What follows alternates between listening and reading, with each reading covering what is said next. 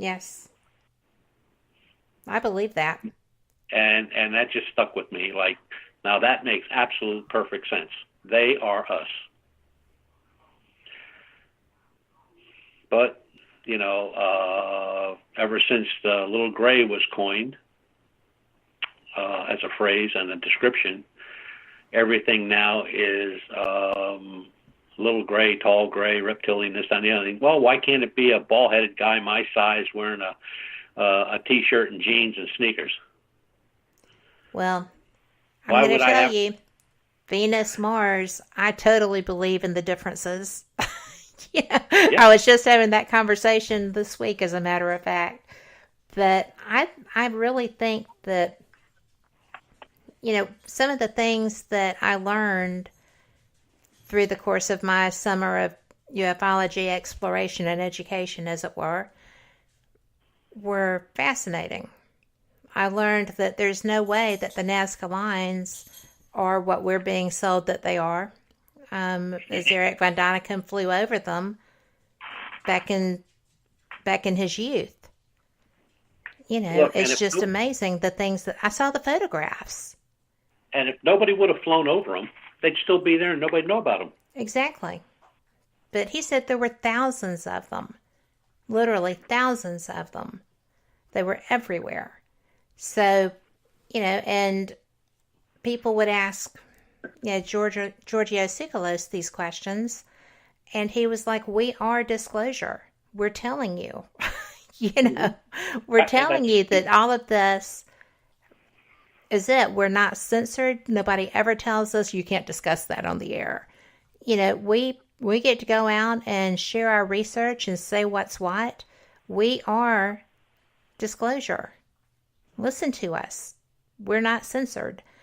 And I just found that to be one of the more amazing things in the course of all the discussions I heard, all the people that I spoke with. It was an amazing concept, but I truly think that I don't know that I believe the Anunnaki and the coming back to fight and stuff, but everybody has a creator. Everybody has a Messiah figure that's coming back. Every faith. It's just universal. And how do we know that these exoplanets don't have their own creation stories with their own version of the Bible or the Quran or the Torah? And they're waiting on their Messiah on their exoplanets also. I well, mean, there's that just so much happening. It's so much similarity. I well, believe what, that's the truth. and another thing is that when people can't come up with an answer, they struggle for an answer. Let's put it that way. When they're asked a question like that, is they fall back to, this is a new one on me, and when I heard it the first time, I had to chuckle for a little bit. Well, there are no other people. These are machines that are doing this. They're flying these craft. They're doing stuff at Machu Picchu. They're doing this. They built the heads at Easter Island. They did this. They did that. So who built the machines? Exactly. Then you get this. Well, we're looking into that.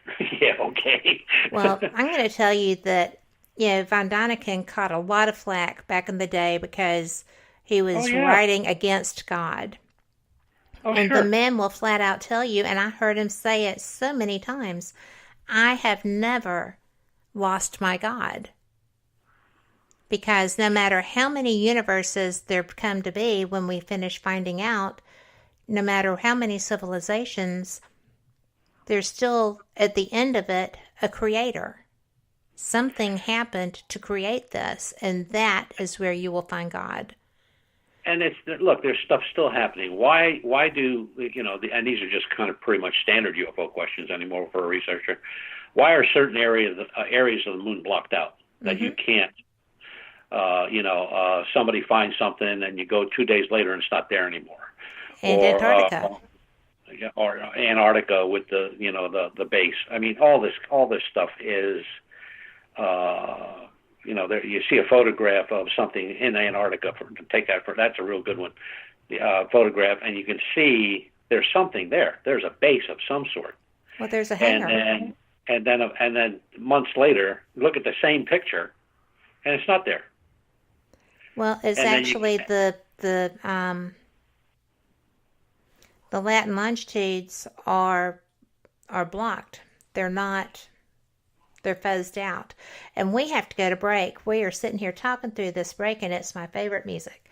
I'm just kidding. I'd much rather continue talking, but it's a rule. So we will be back in 3 minutes, and we will continue this. Toss your questions up in any of the chats. We will be more than happy to include you in the conversation. We'll be back.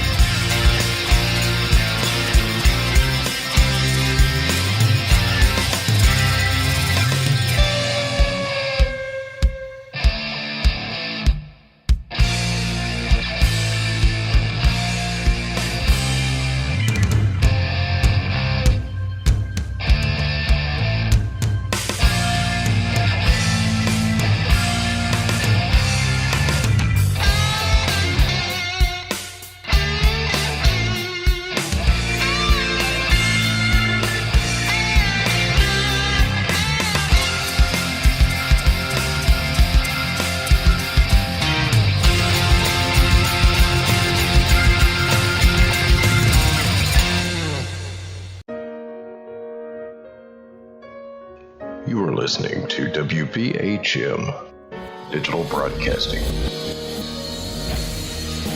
the best in paranormal talk radio.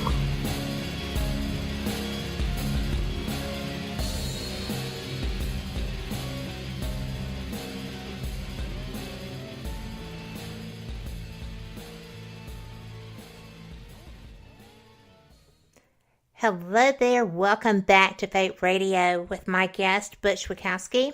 I'm Kat Hobson, your host, and we have another question here for you, Butch. Okay. And this is from Bobby over in the Spreaker chat, and he says, how do you feel about abductees becoming more and more intuitive after each abduction? That is under a real intense study for about the last 2 years, where abductees were found to be extremely intuitive after abductions, and that went for I would have thought it would have been just older people, in 20s, 30s, 40s, but they're finding that in younger abductees, 7, 8, 9, 10, 11, 12 years old, and that to me is pretty remarkable because at those ages, asking a 10-year-old if he's intuitive would be like talking to a brick wall. But and another thing is they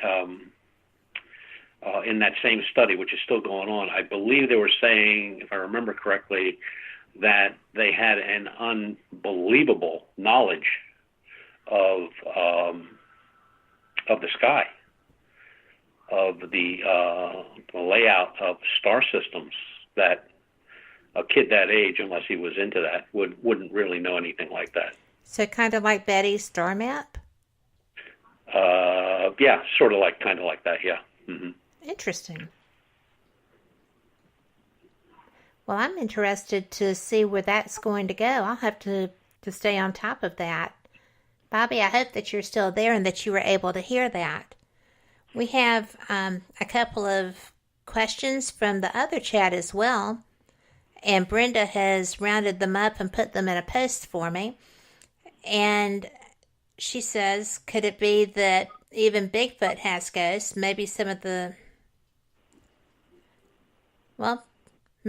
sightings are alien Bigfoot, and maybe some are spirits of Bigfoot. Well, yeah, there's only two camps on Bigfoot. It's either flesh and blood or it's, extraterrestrial paranormal event. Most researchers believe it's flesh and blood. I'm going to say maybe 2/3, and the other third believe it would be extraterrestrial, or out of this Earth realm anyway. But most researchers still believe that it's a flesh and blood creature. Well, that's interesting, because I would have thought that would be kind of a 50-50 thing. And the other question was, when we were talking about the animal with the glow, could it be caused by the blood? Could it be something in their blood, possibly something they were exposed to causing that?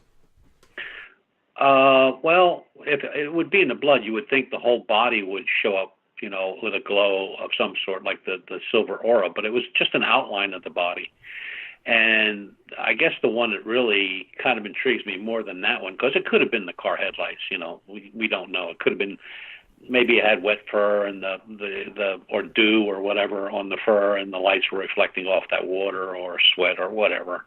But the one that does intrigue me is the flashes of bright light, where there's a flash of bright light and then there's some sort of a creature seen, or there's a creature seen, there's a flash of bright light, and then it's not there.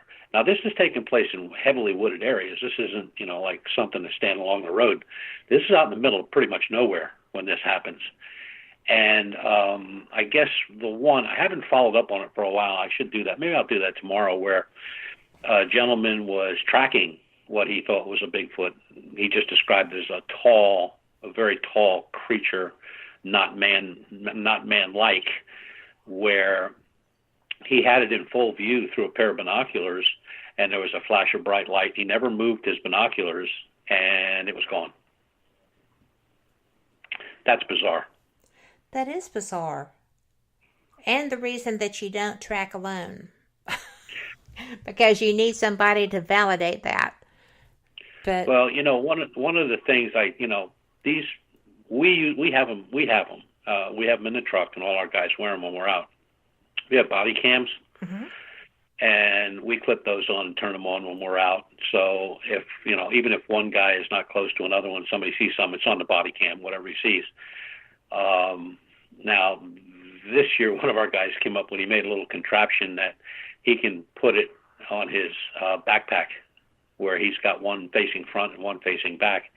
And when I asked him, after I asked him why he did it, I felt stupid because it made a whole lot of sense. He said, well, how do I know there's something not following me? And I went like, okay, got it. Well, because you need to know these things. Mm-hmm. And it's not unusual for the tracker to become the trackee. That's very true. And, especially out on the West Coast, where you've had a lot of people killed in the last 2 years, a lot, by mountain lion and by bear. You really want to be always aware of your surroundings when you're out. And sometimes you can go in areas where you can be armed, but most of the places that you go in state parks and federal game lands and stuff like that, you're not allowed to carry a loaded weapon, or a weapon, period. I mean, you can carry, bear spray or pepper gas or something like that. But you can't carry like your granddaddy